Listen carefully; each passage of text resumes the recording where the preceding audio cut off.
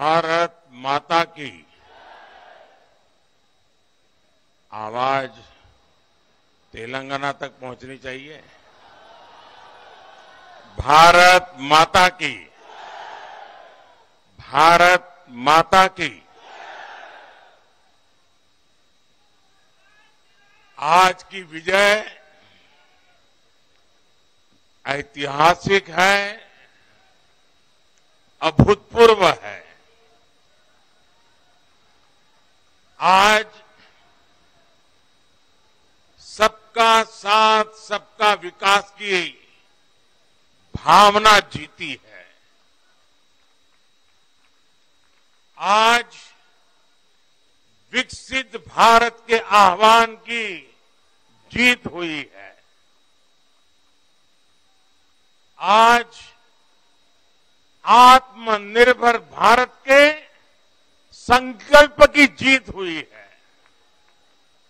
आज वंचितों को वरीयता के विचार की जीत हुई है।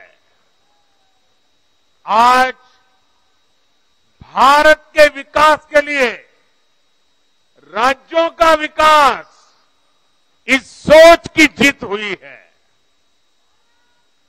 आज ईमानदारी, पारदर्शिता और सुशासन की जीत हुई है।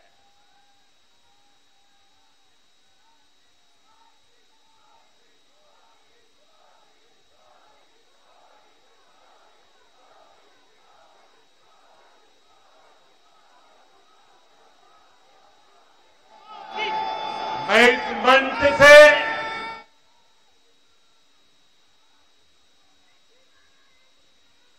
सभी मतदाताओं को आदरपूर्वक नमन करता हूं। मध्य प्रदेश, राजस्थान और छत्तीसगढ़ के लोगों ने भाजपा पर भरपूर स्नेह दिखाया है। तेलंगाना में भी बीजेपी के प्रति समर्थन लगातार बढ़ रहा है।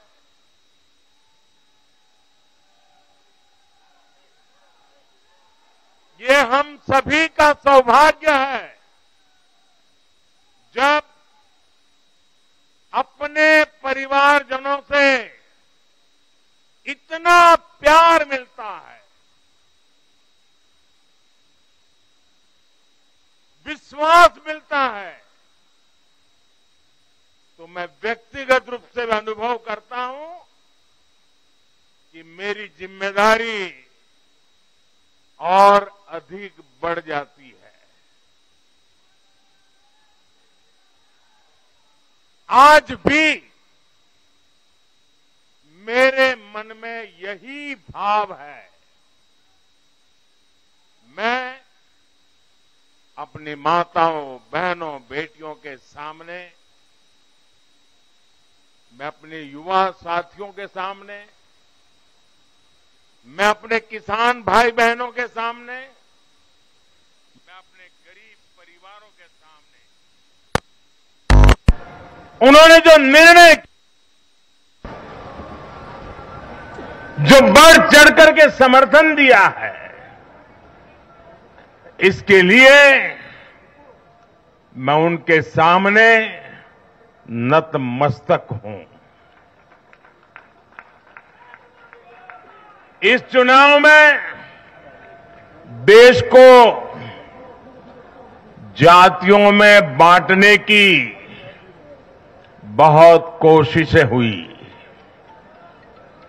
लेकिन मैं लगातार कह रहा था कि मेरे लिए देश में 4 जातियां ही सबसे बड़ी जातियां हैं। और जब मैं इन 4 जातियों की बात करता हूं, हमारी नारी शक्ति, हमारी युवा शक्ति, हमारे किसान और हमारे गरीब परिवार इन 4 जातियों को सशक्त करने से ही देश सशक्त होने वाला है। आज बड़ी संख्या में हमारे ओबीसी साथी इसी वर्ग से आते हैं। आज बड़ी संख्या में हमारे आदिवासी साथी इसी वर्ग में आते हैं और इन चुनावों में इन चारों जातियों ने भाजपा की योजनाओं और भाजपा के रोड मैप को लेकर बहुत उत्साह दिखाया है। आज हर गरीब कह रहा है वो खुद जीता है। आज हर वंचित के मन में भावना है कि चुनाव वह खुद जीता है। आज हर किसान यही कहता है ये चुनाव हर किसान जीता है। आज हर आदिवासी भाई बहन ये सोचकर खुश है कि उसने जिसे वोट दिया वो विजय उसकी अपनी है। आज हर फर्स्ट टाइम वोटर बड़े गर्व के साथ कह रहा है कि मेरा पहला वोट मेरे विजय का कारण बना है। इसी जीत में हर महिला अपनी जीत देख रही है। इसी जीत में बेहतर भविष्य का सपना देखने वाला हर युवा अपनी जीत देख रहा है। हर वो नागरिक इसे अपनी सफलता समझ रहा है जो 2047 में भारत को एक विकसित राष्ट्र देखना चाहता है। साथियों, मैं आज विशेष रूप से देश की नारी शक्ति का अभिनंदन करूंगा। रैलियों में मैं अक्सर कहता था कि इन चुनावों में नारी शक्ति ये ठान कर निकली है कि भाजपा का परचम लहराएगी। और जब देश की नारी शक्ति किसी का सुरक्षा कवच बन जाए तो कैसी भी ताकत उसे नुकसान नहीं पहुंचा सकती। आज नारी शक्ति वंदन अधिनियम ने देश की माताओं, बहनों, बेटियों के मन में नया विश्वास जगाया है। आज देश की हर महिला में ये भरोसा जगा है कि भाजपा सरकार में उनकी सक्रिय भागीदारी को नई बुलंदी मिलने वाली है। आज हर बहन बेटी को साफ साफ लगता है कि बीजेपी ही नारी गरिमा, नारी सम्मान, नारी सुरक्षा की सबसे बड़ी गारंटी है।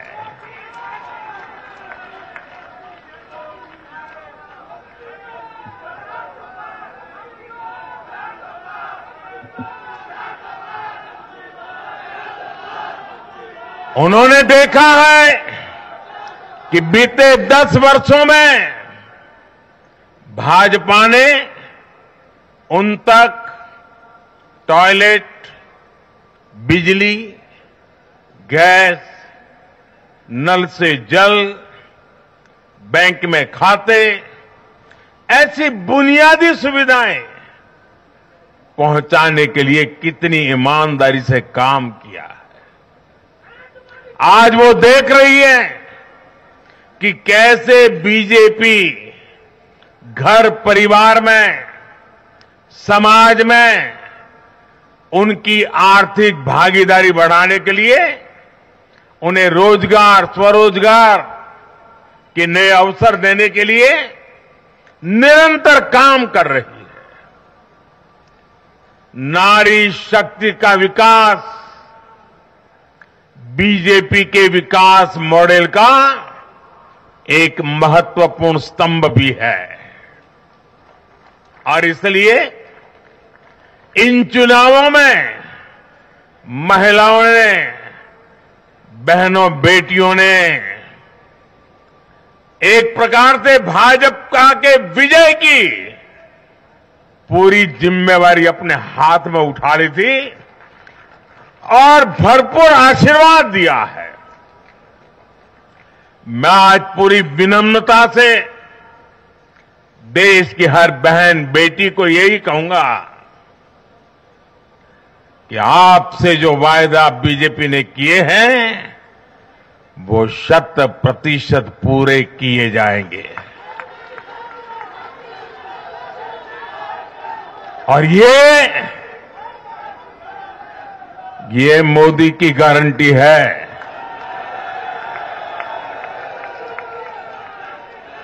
और मोदी की गारंटी यानी गारंटी पूरा होने की गारंटी। साथियों, चुनाव नतीजों ने एक और बात स्पष्ट की है। देश का युवा सिर्फ और सिर्फ विकास चाहता है। जहां भी सरकारों ने युवाओं के खिलाफ काम किया है वो सरकारें सत्ता से बाहर हुई है। चाहे राजस्थान हो, छत्तीसगढ़ हो या तेलंगाना हो, ये सारी सरकारें पेपर लीक और भर्ती घोटालों के आरोपों में गिरी हुई थी। परिणाम ये हुआ कि इन तीनों ही राज्यों में सत्ता में बैठे दल अब सरकार से बाहर है। आज देश के युवा में ये भरोसा लगातार बढ़ रहा है कि बीजेपी ही उसकी आकांक्षाएं समझती है, उसके लिए काम करती है। देश का युवा ये जानता है कि बीजेपी की सरकार युवा हितैषी होती है, युवाओं के लिए नए अवसर बनाने वाली होती है। साथियों, आज देश का आदिवासी समाज भी अब खुलकर अपनी बात रख रहा है। ये वो आदिवासी समाज है जो कांग्रेस की नीतियों की वजह से 7 दशक तक पीछे रहा, जिसे अवसर नहीं दिए गए। इनकी जनसंख्या आज 10 करोड़ के आसपास है। हमने गुजरात के चुनाव परिणामों में भी ये देखा है, जिस कांग्रेस ने आदिवासी समाज को कभी पूछा तक नहीं, उस आदिवासी समाज ने कांग्रेस का सफाया कर दिया। यही भावना आज हमने एमपी, छत्तीसगढ़ और राजस्थान में भी देखी है। इन राज्यों की आदिवासी अंचल की सीटों पर कांग्रेस का सुपड़ा साफ हो गया है।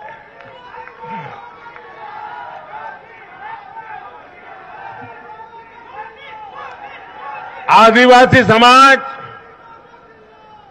आज विकास के लिए आकांक्षी है और उन्हें भरोसा है कि इस आकांक्षा को सिर्फ और सिर्फ भाजपा सरकार ही पूरा कर सकती है।